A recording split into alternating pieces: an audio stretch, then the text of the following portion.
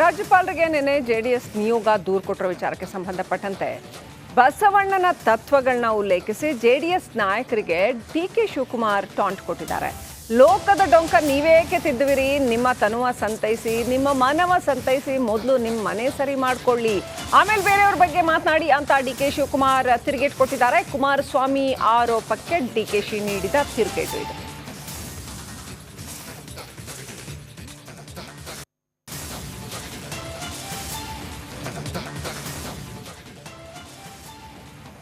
ಮಾಡ್ತಾ ಇರೋದು ಬಸವಣ್ಣನ ಕೆಲಸ, ರಾಜ್ಯದ ಕೆಲಸ. ಓಕೆ, ಬಸವಣ್ಣವ್ರು ಏನು ಹೇಳಿದ್ದಾರೆ? ಲೋಕಕ್ಕೆ ಏನು ಲೋಕಕ್ಕೆ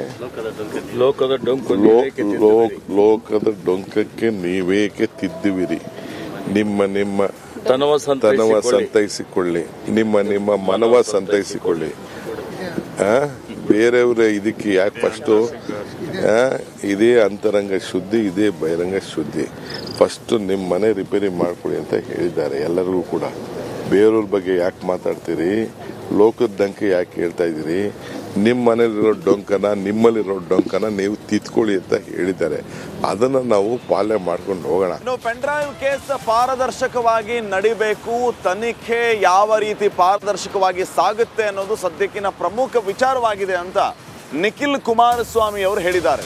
ಮಹಿಳೆಯರ ಬಗ್ಗೆ ಗೌರವ ಇರಬೇಕು, ವಿಡಿಯೋ ಹಂಚಿಕೆ, ವಿಡಿಯೋ ಲೀಕ್ ಮಾಡುವ ಸಂದರ್ಭದಲ್ಲಿ ಯಾವ ರೀತಿ ದುಷ್ಕೃತ್ಯವನ್ನ ಮೆರೆದಿದ್ದಾರೆ, ಮುಖವನ್ನು ಬ್ಲರ್ ಮಾಡದೆ ಹಾಗೆ ಹಂಚಿದ್ದಾರೆ.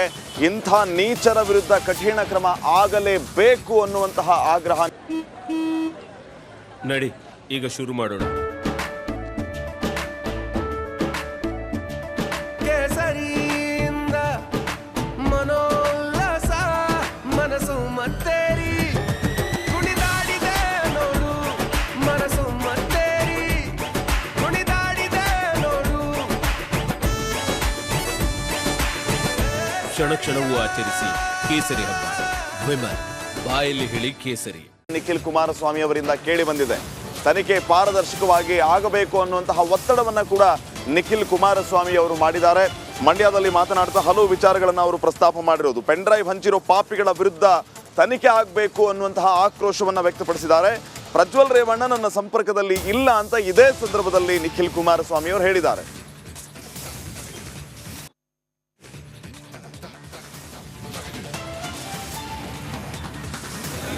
ಪೆನ್ ಡ್ರೈವ್ ವಿಚಾರವಾಗಿ ಈಗಾಗಲೇ ರಾಜ್ಯ ಸರ್ಕಾರ SITಯನ್ನು ರಚನೆ ಮಾಡಿದ್ದಾರೆ. ನಾವು ಅದನ್ನು ಸ್ವಾಗತಿಸಿದ್ದೀವಿ. ಅದರಲ್ಲಿ ಯಾವುದೇ ರೀತಿ ಇವತ್ತು ಆರೋಪ ಬಂದಂಥ ಸಂದರ್ಭದಲ್ಲಿ ತಪ್ಪಿಸ್ಕೊಳ್ತಕ್ಕಂಥ ಪ್ರಶ್ನೆ ಇಲ್ಲ. ಆರೋಪ ಬಂದಿದೆ, SIT ರಚನೆ ಆಗಿದೆ, ಹಾಗಾಗಿ ಈಗಾಗಲೇ ತನಿಖೆ ನಡೀತಾ ಇದೆ. ಆದರೆ ತನಿಖೆ ಪಾರದರ್ಶಕವಾಗಿ ನಡೀತಾ ಇದೆಯಾ ಇಲ್ವಾ ಅಂತಕ್ಕಂಥದ್ದು ಇವತ್ತು ರಾಜ್ಯದ ಜನತೆಯ ಒಂದು ಮನಸ್ಸಿನಲ್ಲಿ ಇರ್ತಕ್ಕಂಥ ಒಂದು ಪ್ರಶ್ನೆ. ಇತ್ತೀಚಿನ ದಿನಗಳಲ್ಲಿ ಆಗಿರ್ತಕ್ಕಂಥ ರಾಜಕಾರಣದ ಬೆಳವಣಿಗೆಗಳೇನಿದೆ ಇದನ್ನೆಲ್ಲ ಗಮನಿಸಿದಾಗ ಎಲ್ಲೋ ಒಂದು ಕಡೆ ಪಾರದರ್ಶಕವಾಗಿ ಇವತ್ತು ಈ ತನಿಖೆ ನಡೀತಾ ಇದೆಯಾ ಅಂತಕ್ಕಂಥದ್ದು ಬಹುತೇಕ ಪ್ರತಿಯೊಬ್ಬರಲ್ಲೂ ಇವತ್ತು ಒಂದು ಪ್ರಶ್ನೆ ಮೂಡಿದೆ. ಹಾಗಾಗಿ ನಿನ್ನೆ ದಿನ ಕೂಡ ಈ ರೀತಿ ಸುಮ್ಮನೆ ಏನೇನೋ ಅಪಪ್ರಚಾರಗಳು ಮಾಡ್ಕೊಂಡು ಆರೋಪಗಳು ಮಾಡ್ಕೊಂಡು ಹೋಗ್ತಕ್ಕಂಥದ್ದು ಸೂಕ್ತ ಅಲ್ಲ. ಅವ್ರ ಕೈಲಿ CBI ಕೊಡಿ, ಇಲ್ಲ ನಿಮಗೆ SIT ಮೇಲೆ ನಂಬಿಕೆ ಇಲ್ಲ ಅಂದರೆ, ನಿಮಗೆ ಸ್ಟೇಟ್ ಇನ್ವೆಸ್ಟಿಗೇಷನ್ ಮೇಲೆ ನಂಬಿಕೆ ಇಲ್ಲ ಅಂದರೆ ಸೆಂಟ್ರಲ್ ಬ್ಯೂರೋಗೆ ಕೊಡಿ, CBI ಕೊಡಿ, ಕೂಲಂಕುಷವಾಗಿ ತನಿಖೆ ಆಗಲಿ. ಇಲ್ಲ ನೀವು ಮಾಡೋದಿದ್ರೆ ಪಾರದರ್ಶಕವಾಗಿ ತನಿಖೆ ಮಾಡಿ, ಇಲ್ಲಾಂದರೆ CBI ಕೈಗೆ ವರದಿ ವಾಪಸ್ಬಿಡಿ ಅಷ್ಟೇ. ತನಿಖೆ ಅವ್ರು ಮಾಡಿ. ನಮಸ್ಕಾರ, ಕರ್ನಾಟಕ ಪ್ರೈಮ್ ಟೈಮ್ಗೆ ಸ್ವಾಗತ. ನಾನು ಜಯಪ್ರಕಾಶ್ ಶೆಟ್ಟಿ. ಇಡೀ ಕರುನಾಡು ಇವತ್ತು ರೆಬೆಲ್ ಆಗಿ ನಿಂತಿದೆ. ಈ ಹಗರಣಗಳನ್ನು ಸದನದಲ್ಲಿ ಪ್ರಸ್ತಾಪ ಮಾಡಲು ಕೂಡ ಕಾಂಗ್ರೆಸ್ ಹಿಂದೇಟು ಹಾಕಿದ್ದೇಕೆ? ನಿಮ್ಗೆ ಸಂಬಳ ಅದಕ್ಕೆ, ನಿಮಗೆ ವಾಹನ ಅದಕ್ಕೆ, ನಿಮಗೆ ವೆಪನ್ ಅದಕ್ಕೆ, ನೀವು ಅದನ್ನು ಸೆರೆ ಹಿಡಿಬೇಕಾಗಿತ್ತು. ನೀವು ವಿದ್ಯುತ್ ಬರ ಇದೆ ಅಂತ ಹೇಳ್ತಾ ಇದ್ದೀರಿ, ಎಲ್ಲಿ ಬರ ಇದೆ ನೀವು ಹೇಳಬೇಕು. ಪಾಕಿಸ್ತಾನ್ ಆಕ್ಯುಪೈಡ್ ಕಾಶ್ಮೀರ್ ಅದು ಎಂದೆಂದಿಗೂ ನಮ್ಮದು. 40 ಮೆಷಿನ್ಗಳು ತಂದಿತ್ತು ನೋಟ್ ಎಣಿಸುವುದಕ್ಕೆ, ಅದೇ ಹಾಳಾಯಿತು. ಮಥುರಾದ ಗಲಾಟೆ ಇದೆಯಲ್ಲ, ಅದು ಸ್ಥಳೀಯವಾಗಿ ಕೂತು ಪರಿಹರಿಸಬಹುದಾದಂಥ ಕಾನೂನಿದೆ. ಗ್ಯಾರಂಟಿ ಯೋಜನೆಯಿಂದ ನಷ್ಟ ಆಗಿದೆ, ಲಾಭ ಆಗಿದೆ, ದಯವಿಟ್ಟು ಹೇಳಿ. Dawood Ibrahim most wanted criminal ಯಾವಾಗಾದ ಅಂದ್ರೆ ಇಲ್ಲಿ ತನಕ ಭಾರತ ದೇಶದಲ್ಲಿ ಓರ್ವ ದಲಿತ ಪ್ರಧಾನಿಯಾದಂಥ ಇತಿಹಾಸವೇ ಇಲ್ಲ. ರಿಪಬ್ಲಿಕ್ ವರ್ಲ್ಡ್ ಆಪ್ ಇದು ಕೇವಲ ಅಪ್ಲಿಕೇಶನ್ ಅಲ್ಲ, ಸಮಗ್ರ ಸುದ್ದಿಗಳ ಸಂಪರ್ಕ ಮಾರ್ಗಕ್ಕೆ ಕ್ರಾಂತಿಕಾರಿ ಬದಲಾವಣೆ.